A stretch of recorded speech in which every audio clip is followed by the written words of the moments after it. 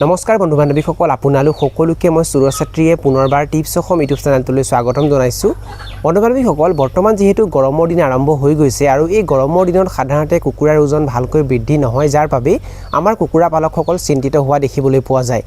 যদি আপোনালোকে গৰমৰ দিনত কুকুৰা পালন কৰি কুকুৰাৰ ওজন সোনকালে বৃদ্ধি কৰিব বিচাৰে তেনেহ'লে এই ভিডিঅ'টো আপোনালোকৰ বাবে অতি গুৰুত্বপূৰ্ণ হ'বলৈ গৈ আছে, কিয়নো এই ভিডিঅ'টোত মই আপোনালোকক জনাম যে গৰমৰ দিনত কুকুৰাৰ ওজন সোনকালে বৃদ্ধি কৰিবলৈ কি কৰিব লাগিব সেই বিষয়ে এই ভিডিঅ'টো আপোনালোকে প্ৰথমৰ পৰা শেষলৈ ভালকৈ চাব। আৰু যদি আপোনালোকে এই চেনেলটোত প্ৰথমবাৰ আহিছে তেনেহ'লে চেনেলটো ছাবস্ক্ৰাইব কৰি ওচৰতে থকা বেল ঘণ্টিটো প্ৰেছ কৰি দিব। প্ৰথমতে আপোনালোকক জনাম যে গৰমৰ দিনত সাধাৰণতে কুকুৰাৰ ওজন কিয় বৃদ্ধি নহয়। চাওক বন্ধু বান্ধৱীসকল, কুকুৰাৰ শৰীৰৰ পৰা ঘাম নোলায় আৰু যেতিয়া তাপমান 35 ডিগ্ৰীৰ ওপৰত যায় তেতিয়া কুকুৰাবোৰে গৰম সহ্য কৰিব নোৱাৰি হফহফাই থাকে। কুকুৰাবোৰে মুখ মেলি হফহফাই থাকে আৰু যাৰ বাবে এই গৰম সহ্য কৰিব নোৱাৰি যেতিয়া কুকুৰাবোৰে হফহফাই তেতিয়া কুকুৰাৰ শৰীৰৰ শক্তিখিনি খৰচ হয় আৰু যেতিয়া কুকুৰাৰ শৰীৰত শক্তি নাথাকে তেতিয়া কুকুৰাবোৰে দানা খোৱা বন্ধ কৰি দিয়ে আৰু পানী খাবলৈ আৰম্ভ কৰে। আৰু যদি কুকুৰাবোৰে দানা ভালকৈ নাখায় তেনেহ'লে কুকুৰাৰ ওজন কেনেকৈ বৃদ্ধি হ'ব।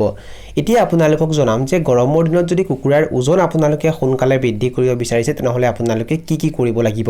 চাওক বন্ধু বান্ধৱীসকল, যদি আপোনালোকে গৰমৰ দিনত কুকুৰাৰ ওজন সোনকালে বৃদ্ধি কৰিব বিচাৰিছে তেনেহ'লে দুপৰীয়া সময়ত কুকুৰাবোৰক আপোনালোকে দানা খাবলৈ দিব নালাগিব। দুপৰীয়া সময়ত যিহেতু গৰমো বেছিকৈ হয় আৰু এইখিনি সময়ত যদি কুকুৰাবোৰক আপোনালোকে বেছিকৈ দানা খাবলৈ দিয়ে তেতিয়া কুকুৰাবোৰৰ আৰু বেছিকৈ গৰম লাগে, কাৰণ দানা হজম হওঁতে কুকুৰাৰ শৰীৰত আৰু বেছিকৈ গৰমৰ সৃষ্টি হয় আৰু ইয়াৰ ফলত কেতিয়াবা হিট ষ্ট্ৰক হৈ কুকুৰাবোৰৰ মৃত্যু হৈ যায়। সেইকাৰণে যদি আপোনালোকে কুকুৰাবোৰক সুস্থ ৰাখিব বিচাৰিছে, কুকুৰাবোৰৰ ওজন সোনকালে বৃদ্ধি কৰিব বিচাৰিছে তেনেহ'লে দুপৰীয়া সময়ত কুকুৰাবোৰক দানা খাবলৈ দিব নালাগিব।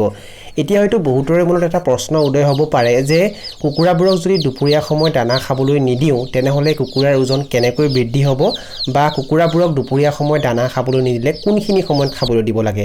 চাওক বন্ধু বান্ধৱীসকল, কুকুৰাবোৰক আপোনালোকে ৰাতিপুৱা সোনকালে দানা খাবলৈ দিব পাৰে। ৰাতিপুৱা 5টা বজাৰ পৰা 11টা বজাৰ ভিতৰত আপোনালোকে কুকুৰাবোৰক দানা খাবলৈ দিব আৰু 11টা বজাৰ পাছৰ পৰা কুকুৰাবোৰক আপোনালোকে দানা খাবলৈ নিদিব আৰু সন্ধিয়া 4:30 বা 5টামান বজাৰ পৰা আপোনালোকে কুকুৰাবোৰক দানা খাবলৈ দিব পাৰে। যদি আপোনালোকে গৰমৰ দিনত কুকুৰাৰ ওজন সোনকালে বৃদ্ধি কৰিব বিচাৰে তেন্তে দ্বিতীয়তে কুকুৰাবোৰক আপোনালোকে ভিটামিন চি খাবলৈ দিব লাগিব।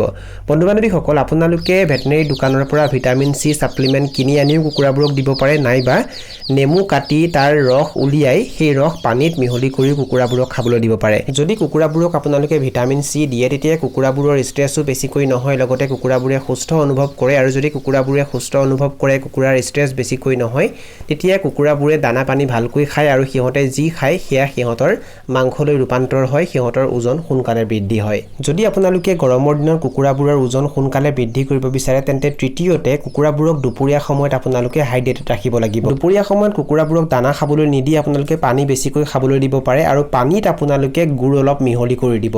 আপোনালোকে সপ্তাহত 3 দিন, সপ্তাহত একেৰাহে 3 দিন, দিনত এবাৰ গুড় পানীত মিহলি কৰি খাবলৈ দিব আৰু যদি সম্ভৱ হয় দুপৰীয়া সময়ত মাজে মাজে কুকুৰাবোৰক আপোনালোকে তৰমুজ কাটিও খাবলৈ দিব পাৰে।